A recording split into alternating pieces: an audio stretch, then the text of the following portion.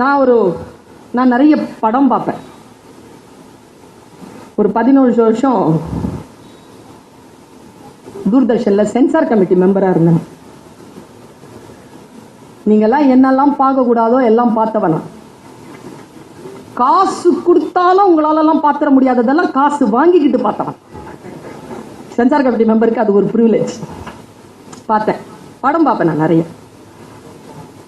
ஏதோ ஒன்று நான் கற்றுக்கொள்கிறேன், ஒரு புத்தகத்தை வாசிக்கிறேன், ஏதோ ஒன்று. இப்ப சமீபத்தில் ஒரு புத்தகத்தை வாசித்துக் கொண்டிருக்கிறேன். யாம் சில அரிசி வேண்டினோம் என்று சொல்லி அழகிய பெரியவன் என்கின்ற ஒரு எழுத்தாளர் எழுதிய ஒரு நூல் சமீபத்தில் நான் வாசித்துக் கொண்டிருக்கிறேன். என் மனதிலே பல கேள்விகளை அது எழுப்புகிறது. இலக்கியத்தில் மேலாண்மை என்று சொல்லுகின்ற இறையன்பு அவர்களுடைய புத்தகத்தை வாசித்துக் கொண்டிருக்கிறேன். எனக்குள் அது பெருங்கடலாக பல விஷயங்களை எனக்கு சொல்லித் தருகிறது.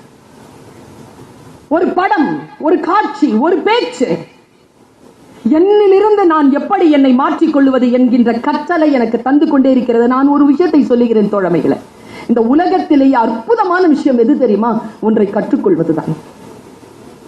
டைம் பார்க்க யார் நமக்கு சொல்லிக் கொடுத்தாங்களோ லைஃப்ல மறக்கவே மாட்டோமே. மறக்கிறோமா? யோசிச்சு பாருங்க. சைக்கிள் ஓட்ட கத்துக் கொடுத்துருப்போம், கத்துக்கிட்டு இருப்போம். யார் கத்துக் கொடுத்த? மறக்கவே முடியாதுங்க. கற்றுக் கொடுக்கின்றவர்களை மறக்கவே முடியாது. நான் நின்று இங்க சொல்கிறேன், நான் ஒரு 15 வருடத்திற்கு முன்னால் படித்த ஒரு புத்தகத்தில் ஒரு வாசகம் எனக்கு புரியவே இல்லை. எனக்கு புரியவே இல்லைங்க, இதுவரைக்கும் புரியல, நேற்று வரைக்கும் புரியல எனக்கு. நேற்று வேறு ஏதோ ஒரு நூலை வாசிக்கிறேன். அந்த நூலில் வந்த விளக்கம் 15 ஆண்டுகளுக்கு முன்னால் நான் படித்த ஒரு சொற்றொடரினுடைய பொருளை எனக்கு புரிய வைக்கிறது. இந்த தேடல் எனக்கு இருந்து கொண்டே இருக்கிறது. ஒன்னால நீச்சல் வீரர்கள், ஒரு சீன நாடு, அந்த சீன நாட்டிலே நீச்சல் வீரர்கள் இருக்கிறார்கள், அபாரமான நீச்சல் வீரர்கள். அதிலே ஒருவன் இருக்கிறான், அவன் தான் அதுல மாஸ்டர். தான் அவ்வளவு பொருளை சம்பாதித்துக் கொண்டு நீச்சல் போட்டியில் வெற்றி பெற்று அவர்கள் கரை கடக்கிறார்கள். அந்த நீச்சல் வீரனுக்கு அவ்வளவு பாராட்டுகள். அவன் அந்த பாராட்டுகளை எல்லாம் பெற்றுக்கொண்டு படகில் வருகிறான். நடுவிலே ஏரியிலே படகு கவிழ்கிறது. எல்லோரும் கீழே விழுகிறார்கள், எல்லோரும் நீந்துகிறார்கள். ஆனால் எவன் ஒருவன் புகழ்பெற்ற நீச்சல்காரனோ அவன் மட்டும் தடுமாறிக் கொண்டிருக்கிறான். அவனால் வரவே முடியவில்லை, அவனால் நீந்தவே முடியவில்லை. எல்லோரும் சொல்கிறார்கள், ஏன் நீ நீந்திக் கொண்டிருக்கிறாய், இப்படி தத்தளித்துக் கொண்டிருக்கிறாய், வா என்றால் அவன் சொல்லுகிறான், நான் சம்பாதித்த காசுகள் என் மடியில் கட்டப்பட்டு இருக்கின்றன, அந்த எடையில் என்னால் நீந்த முடியவில்லை. உடனே கூட இருக்கின்றவர்கள் சொல்கிறார்கள், அந்த காசு பட்டலத்தை அவிழ்த்து போட்டு நீ வா என்று. அவனால் அந்த காசை இழக்க முடியவில்லை, தன் பெருமையை இழக்க முடியவில்லை, அவன் மூழ்கி செத்து போனான் என்ற ஒரு கதை. இது கதைதான். 15 வருடத்திற்கு முன்னால் சுந்தரராமசாமி அவர்கள் எழுதிய புளிய மரத்தின் கதை என்கின்ற ஒரு நூலிலே அவர் பேசுகிறார், ஒரு வாக்கியம் பேசுகிறார். இப்பொழுது நான் பேசினாலும் மறுபடியும் நான் பிறக்கிறேன். அந்த சொல் இதுதான். அந்த புளிய மரம் தன் கிளையை இழந்து தன்னை காப்பாற்றிக் கொண்டது.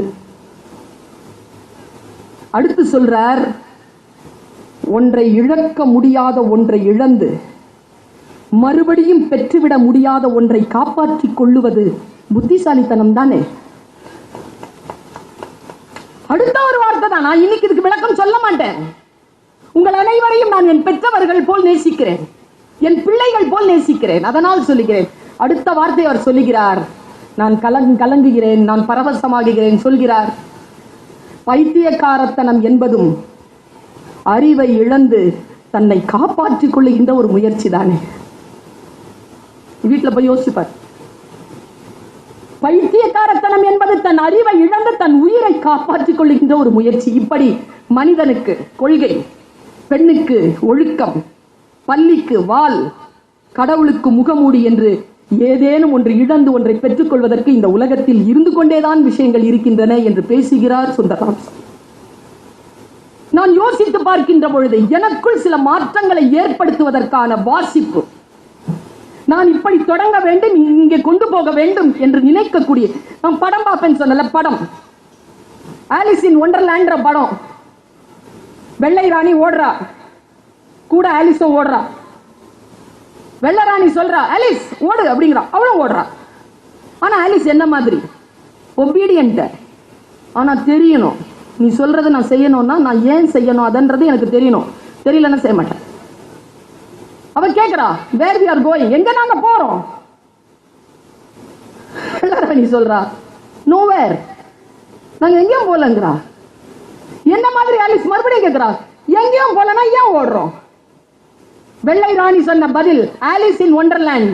ஐன்ஸ்டீன் சொல்லுகிறார், ஆலிஸ் இன் ஒண்டர்லேண்ட் என்கின்ற அந்த கதையை நீங்கள் முழுமையாக புரிந்து கொண்டால் உங்களால் நோபல் பரிசு பெற்றுவிட முடியும் என்கிறார் ஐன்ஸ்டீன். அவர் சொன்ன பதில் என்ன தெரியுமா? நானும் நீயும் நின்று கொண்டிருக்கக்கூடிய நிலம் பின்னோக்கி நகர்ந்து கொண்டே இருக்கிறது. ஏற்கனவே நாம் நிற்க வேண்டிய இடத்தில் நிற்க வேண்டும் என்றால் நாம் ஓடித்தான் ஆக வேண்டும். கொரோனா நம்மள அப்படி பின்னால நோக்கி தள்ளிட்டு இருக்குங்க. 2019 மார்ச் மாதத்தில் 22ஆம் தேதிக்கு முன்னால் நாம் எங்கே நின்று கொண்டிருந்தோமோ அங்கேயே நிற்க வேண்டும் என்றால் மிக வேகமாக நாம் ஓடினால் ஒழிய அதே இடத்தில் நிற்காமல் காலம் நம்மை பின்னோக்கி தள்ளிவிடும் என்பதற்கு இதைவிட வேறு என்ன உதாரணம் இருந்துவிட முடியும்? நம்மிலிருந்து தான் நாம் தொடங்க வேண்டும். நம்முடைய புரிதல் தான், நம்முடைய வாழ்க்கை தான். எந்த ஒரு முயற்சியும் நீங்கள் செய்தால் தொடங்கும் போது பெண்களுக்கு சொல்றேன், ஃபர்ஸ்ட் இன்சல்ட் தான். பொம்பளைங்களுக்கு என்ன பிடிக்காது ஆம்பளைங்களுக்கு தெரியாதுல்ல, பாவம் நீங்க சத்தியமா உங்களுக்கு தெரியாதுங்க. அதனால்தான் வயசான அப்புறமா கஷ்டப்படுறீங்க பெண்களா. தெரிஞ்சிருச்சுன்னா கஷ்டப்பட மாட்டேன். இன்சல்ட் பிடிக்காதுங்க பொம்பளைக்கு. Don't insult them. இன்சல்ட் பண்ணீங்கன்னு வச்சுக்கோங்க, கோத்து வச்சுப்பா, சிரிப்பா, எதிர்க்க முடியாது. அப்போ உங்களுக்கு 65 வயசு ஆனதுக்கு அப்புறமா ஒன்னொன்னா எடுத்து விடுவா. அதனால 25-30 வயசுலயும் இன்சல்ட் பண்ணாம பாத்துக்கோங்க. ஃபர்ஸ்ட் இன்சல்ட் தான் வரும். எந்த விஷயத்தை தொடங்கும் போது ஃபர்ஸ்ட் இன்சல்ட் தான். என்ன பார்த்து ஏன் இந்த அம்மா இவ்வளவு கத்தி பேசுது, இவ்வளவு ஆடுது, மேடையில ஏன் இவ்வளவு ஆடுது? இன்சல்ட் தான். ஒரு பேச்சையே 1 கோடி 1.5 கோடி பேர் பாக்குறாங்க. இப்போ அந்த இன்சல்ட்டை நான் அமைதியா ஏற்றுக்கிட்டு இருந்தேன்னா, ஐயோ அப்படின்னு சொல்லி இருந்தேன்னா, எனக்கு தெரியும் நான் என்ன செய்கிறேன் என்று. நான் என்னிலிருந்து தான் தொடங்கினேன். நான் யாரை போலும் பேசுவதில்லை. அது பெரிய பலம்ங்க. ஏன் தெரியுமா? இந்த பூமியில் இறைவன் குப்பைகளை எறிவதே இல்லை. எல்லோரும் அவரவர்கள் திறனை வைத்துக் கொண்டே வாழ்ந்துவிட முடியும். யாரையோ பார்த்து நாம் எதுவோ செய்ய வேண்டிய அவசியமே கிடையாது. ஃபர்ஸ்ட் இன்சல்ட் தான். அடுத்து என்ன பண்ணுவாங்கன்னா அப்போசிஷன் எதிர்ப்பாங்க. என்னை பார்த்து ஒரு பேச்சாளர் சொன்னார், பர்வீன் உங்கள் வளர்ச்சியை தவிர்க்க முடியவில்லை என்றார். பிடிச்சது எனக்கு அந்த சொல். தடுக்க முடியவில்லைன்னு சொல்லி இருந்தா நான் தோத்துருப்பேங்க. எது சொல்லியாவது தடுத்துடலாம். தவிர்க்க முடியலன்னா என்னாலும் நான் பேசுறேன்னு சொன்னா நீங்க மாத்துங்க பாப்போம் சேனலை. பேசவே மாட்டேன். கண்ணை உருட்டியாவது அந்த சேனலை நீங்க வச்சிட்டு இருக்கிற அளவுக்கு வச்சிட்டு இருப்பேனா இல்லையா? என்னிலிருந்து தான் தொடங்குகிறேன். நான் யாரையும் பார்த்து எதுவும் செய்வதில்லை. ஃபர்ஸ்ட் இன்சல்ட் தான், அப்புறமா அப்போசிஷன் வரும், அதுக்கப்புறமா அப்ரிசியேஷன் வரும், அதுக்கப்புறமா அக்செப்டன்ஸ் வரும். இதுதான் ரூட். ஒரு விஷயத்தை சொல்லி நான் நிறைவு செய்கிறேன். நம்முடைய வாழ்க்கையில் நாம் புறச்சூழல்களால் தீண்டப்படக்கூடாது. நான் ஒரு விஷயம் சொல்றேன், அது நான் சொன்ன அது இன்னைக்கு 3-4 பேர் சொல்லிட்டாங்க. திரும்பவும் சொல்றேன், யூடியூப்ல போடும்போது இந்த வாசகத்தை கட் பண்ணிடுங்க. ஏன்னா ரொம்ப ஃபேமஸா போயிட்டு இருக்கிற வாசகம்.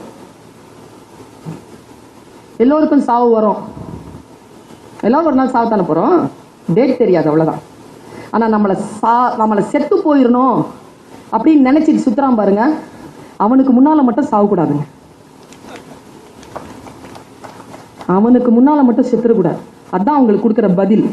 ஒருவன் நம்மை காயப்படுத்துகிறான் என்றால் நாம் அவனால் காயப்படவில்லை என்று சொல்லுவதை காட்டிலும் அவனுக்கு என்ன வேறு பதில் சொல்லிவிட முடியும்? என்ன கெட்ட வார்த்தையில ஒரு அம்மா வந்து கெட்ட வார்த்தையில திட்டிருந்தா கூட பரவாயில்லைங்க. என்னை எப்ப பார்த்தாலும் அந்த டீச்சர் சொல்லிக்கிட்டே இருக்காங்க, உருப்பட மாட்டேன். இப்படி இப்படி பார்ப்பேன் அவங்கள. கிளாஸ்ல சொல்லுவாங்க, பேசாத. மனசுல ஒரு +1 துடிப்பு. யாரை பார்த்து பேசாத? பேசுறதுக்கே பிறந்தவன். என்ன பார்த்து பேச மாட்டேன், இதை நினைப்பேன். பேசினா முடிஞ்சது. கிளாஸ் கெமிஸ்ட்ரி டீச்சர் முடிஞ்சது கதை. பேசணும். அந்த அம்மா சொல்லுச்சு, எந்திரி. ஏன் ரொம்ப அழகா வேற இருக்கும். கோவப்பட்டா இங்கெல்லாம் ரோஸ் ஆயிடும் அந்த அம்மாக்கு. எப்போ பார்த்தாலும் என்னை பார்த்தாலே டென்ஷன் ஆவாங்க. ஏன்னா எனக்கு நிறைய ஃப்ரெண்ட்ஸ் இல்லை, ஃபேன்ஸ்.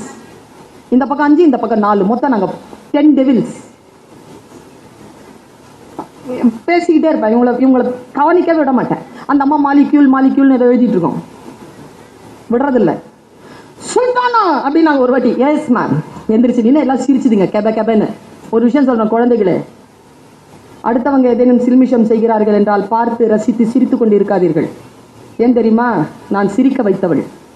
இன்றைக்கு நான் ஒரு பல்கலைக்கழகத்துக்கு கீழே இருக்கும் கல்லூரியில் பேராசிரியர். அந்த 9 ஃபெயில். ஜாகிரதை. முடிஞ்சா சிரிக்க வைங்க, ஆளுமை செலுத்துங்க. யாருக்கும் ஃபேனா இருக்காதீங்க. வியப்பது வீழ்ச்சி, வியக்கவே கூடாது. புரிந்து கொள்ளுங்க. அப்படின்னு பார்த்தா அவன் வளர்ந்துகிட்டே இருப்பான், நீ அங்கதான் நிப்ப. முன்னிலிருந்து தொடங்க. என்கிட்ட எல்லாருமே கையெழுத்து வாங்க. கையெழுத்து வாங்காத. வாங்கி என்ன பண்ண போற? பேப்பர்ல வாங்கி என்ன பண்ண போற? எங்கேயாவது போட்டுருவ? இல்ல, நீ என்னிடத்தில் கையெழுத்து வாங்குவதில்லை. நீ கையெழுத்து வாங்கப்படுவதை பார்ப்பதற்கான சூழலை எனக்கு ஏற்படுத்து. அது என்னை பார்த்து சொன்னாங்களா கெமிஸ்ட்ரி டீச்சர் உட்பட மாட்டேன்னு. நான் நல்லா ஓடுவேங்க. இப்ப விட்டாலும் ஓடிடுவேன். I am runner. காலேஜ்ல நிறைய எனக்கு என்னுடைய ரன்னர்ல நான் வந்து ரன்னிங்ல நான் வாங்கின சர்டிபிகேட்ஸ் நிறைய என்கிட்ட. 532 சர்டிபிகேட்ஸ் வச்சிருக்கேன் இது வரைக்கும். அது 180 ஸ்போர்ட்ஸ். ரொம்ப பிடிக்கும் எனக்கு ஓடுறதுனா. நான் ஓடி ஃபர்ஸ்ட் வரேங்க. அந்த எனக்கு தெரிஞ்ச என் லிபி பிரம்மா அங்க வந்து கெமிஸ்ட்ரி டீச்சர் நின்றுட்டு இருந்தாங்க. என் கையை தட்டிட்டு பக்கத்துல வந்த சாந்தி கையை பிடிச்சிட்டாங்க. She's first. நான் போய் எனக்கு இங்கிலீஷும் தெரியாது, ஒன்றும் தெரியாது. அந்த மிஸ் கிட்ட மை செல்ஃப் மிஸ்ங்கிற. You know the meaning of myself? You not first, you second அப்படின்னாங்களா. மீசாப்பேட்டைக்காரி, எனக்கு அவ்வளோ கெட்ட வார்த்தை தெரியும். ஆனால் புத்திசாலி, உழைக்க தெரியும். சொல்லவே மாட்டேன். கெட்ட வார்த்தை சொன்னதே கிடையாது, சொல்லவே மாட்டேன். வச்சுக்கிட்டு அப்படி பார்த்தேன் அவங்கள. You know the meaning of myself. அந்த உதட மட்டும் தாங்க ஞாபகம் இருக்கு. எப்படி ஜெயிக்கிற சொல்ற ஸ்டூடெண்ட்ஸ், யூத், நம்மள யாராவது இன்சல்ட் பண்றாங்களா, அவங்கள எப்படி ஜெயிக்கிறது மட்டும் சொல்லி தரேன். திருப்பி திட்டுறது இல்ல, அவங்கள ஜெயிக்கிறது. மனசுல வச்சம் புள்ளி. என்னையா உருப்பட மாட்டேன்னு சொன்னீங்க, என்னையா யூ கேனாட் பி த ஃபர்ஸ்ட்னு சொன்னீங்க, காம்படிஷன் வரட்டும் பாக்குறேன் அப்படின்ட்டு நின்று ஒரு பெரிய ஸ்டேட் லெவல் காம்படிஷன்ல பெரிய கப்பு வாங்கிட்டு போறேன் காலேஜ்க்கு, ஸ்கூலுக்கு. எங்க head of the institution Sellammal madam அவங்க சொன்னாங்க, Parveen, oh so sweet, very good. இந்த எக்ஸ்பிரஷன் எனக்கு பிடிக்காது, அதனால ஃபர்ஸ்ட் நான் உங்ககிட்ட சொல்லவே மாட்டேன். கப் எடுத்து அம்மாட்ட போயிடுவேன். எங்க அம்மா தான் என்ன அப்படி கொஞ்சம், ஏ ராசாத்தி வாங்கிட்டே அடி செல்லமே, எப்படி இப்படி பேசுன, உட்காரடி நீ பேசுடி, நான் கேட்கறேன்னா சொல்லுவேன் எங்க அம்மா. அந்த எக்ஸ்பிரஷன் பிடிக்கும் எனக்கு. அதனால பிரைஸ் அம்மாட்ட தான் காட்டுவேன், டீச்சர் கிட்ட காட்ட மாட்டேன். இந்த டீச்சர் இப்படி ஃபர்ஸ்ட் அந்த டீச்சர் கிட்ட தான் போனேன். சரி வச்சுட்டு போ, திங்கக்கிழமை வந்து வாங்கிக்கோ. நான் எங்க மேடம் வாங்குறது? அசம்பிளியில வாங்கிக்கோ. நான் ஒரே ஒரு ரிக்வெஸ்ட் மேம், என்ன கெமிஸ்ட்ரி டீச்சர் கையால வாங்கணுமா? இவ்வளவுதாங்க பதில். அவங்க கேக்குறாங்க, உனக்கு கெமிஸ்ட்ரி டீச்சர்னா ரொம்ப பிடிக்குமா? எஸ் மேம், அவங்களால தான் மேம் இந்த கப்பே வாங்கினேன். அவங்க இல்லைன்னா இந்த கப்பு இல்ல ma'am. Really? Okay, god bless you. நாங்க god has already blessed me. போனேன், திங்கக்கிழமை வந்த நிக்கிற, பிரின்சிபல் சொல்றாங்க, doctor Lakshmi will hand it over this memento to the cup to Parveen Sultana. We are really proud to have her. அவங்க மீங்கிறாங்க. S you. அவங்க சொன்னாங்க உங்க கையால தான் வாங்கணும்னு சொன்னாங்க. பசங்க எல்லாம் கத்துதுங்க, ஓன்னு கத்துதுங்க. இந்த 9 இருக்குல்ல என் பக்கத்துல உட்காந்துட்டு இருந்துச்சுங்க, அதுக்கு விசில் அடிக்காத குறை. பர்வீன் பழி வாங்கிட்டாங்கிறாங்க. அந்த அம்மா வராங்க, மனசு சொல்லுது வாங்க இப்ப முதுகுல தட்டுங்க அப்படின்னு. பர்வீன் கண் கலங்கிருச்சு அவங்க. Parveen, I really proud of you. எந்த வகை நீ உட்பட மாட்ட. You cannot be the first person in your life. அப்படின்னு சொன்ன அந்த வாய், ஐ ரியலி ப்ரௌட் ஆஃப் யூன்னு சொல்லும் போது அந்த வாயை நான், அந்த மனுஷியை நான் ஜெயித்தேன். ஒருவரை எப்படி ஜெயிப்பது? அவங்க தாங்க எனக்கு சொல்லி கொடுத்தாங்க. அங்க உட்கார்ந்து பேசக்கூடாதுன்னு கிளாஸ்ல பேசுறது அவங்க தான் நிறுத்தினாங்க. அங்க பேசுறத நிறுத்தின, இதோ இங்க பேசிட்டு இருக்கிறேன். கவனித்தல். என்னிலிருந்து தான் நான் தொடங்குகிறேன். யாரேனும் ஏதேனும் ஒரு விஷயத்தை சொன்னால் அது எனக்குள் வந்து சேர்கிறது. புறச்சூழ்நிலைகளால் நான் பாதிக்கப்படாமல் என் அகச்சூழ்நிலைகளை சரியாக்கி வைத்துக் கொள்கிறேன். ஒரு தாமரையை போல சேற்றில் மலர்ந்தாலும் அது தன்னுடைய வாசனையை இழப்பதில்லை. சந்தன மரம் பாம்புகளால் சுற்றப்பட்டு இருந்தாலும் அது விஷத்தன்மையை ஏற்றிக்கொள்வதில்லை. தீமை நம்மை வந்து சேர்ந்தாலும் அதனால் பாதிக்கப்படாமல் நம்மிலிருந்து நாம் தொடங்குகின்ற பொழுது, உன்னிலிருந்து தொடங்குகின்ற பொழுது தெய்வீக தன்மையை, மிக உச்சபட்சமான வெற்றியை நம்மால் பெற முடியும் என்று சொல்லிக்கொண்டு வாய்ப்பளித்தமைக்கு நன்றி பாராட்டி விடை பெறுகிறேன். நன்றி.